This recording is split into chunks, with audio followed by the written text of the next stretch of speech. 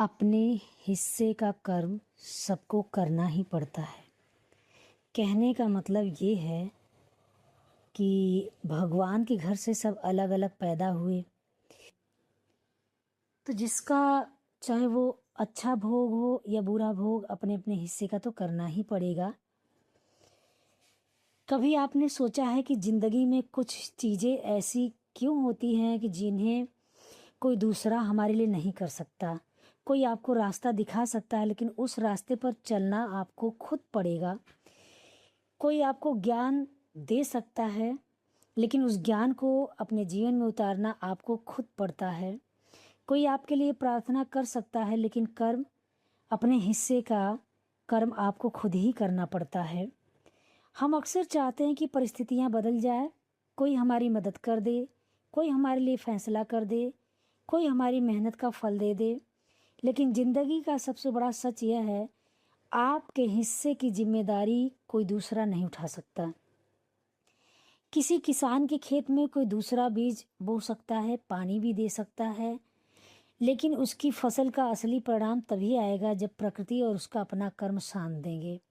ठीक वैसे ही आपके जीवन में लोग आपका साथ दे सकते हैं, आपको प्रेरित कर सकते हैं, आपके लिए दरवाजे खोल सकते हैं, लेकिन उस दरवाजे से अंदर जाना, वो कदम आपको खुद उठाना होगा।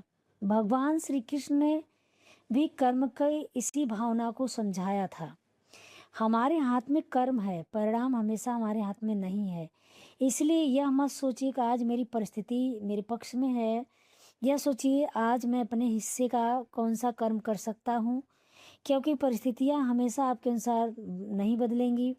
कभी समय आपके खिलाफ होगा, तो कभी लोग आपके खिलाफ होंगे, कभी किस्मत आपका साथ नहीं देती। लेकिन अगर उस समय भी आप अपने कर्म के पीछे पड़े रहे और अपने कर्म करते रहे, तो याद रखिए आप हार नहीं मान रहे, अपने आप भविष्य का नींव रख रहे हैं। दूसरों की सफलता देखकर परेशान मत होइए। किसी के पास आपसे ज़्यादा सुविधाएं, किसी के पास आपसे ज़्यादा पैसा, किसी के पास आपसे बेहतर अवसर, लेकिन आपकी कहानी आपकी है, आपका रास्ता आपका है। सबसे महत्वपूर्ण, आपका कर्म भी आपका है। इसलिए आज से शिकायत थोड़ी कम कीजिए, तुलना थोड़ी कम कीजिए, और अपने हिस्से का काम जो है थोड़ा ज़्यादा कीजिए, क्योंकि ज़िंदगी अंत में नहीं पूछेगी दूसरे ने आपके लिए क्या किया।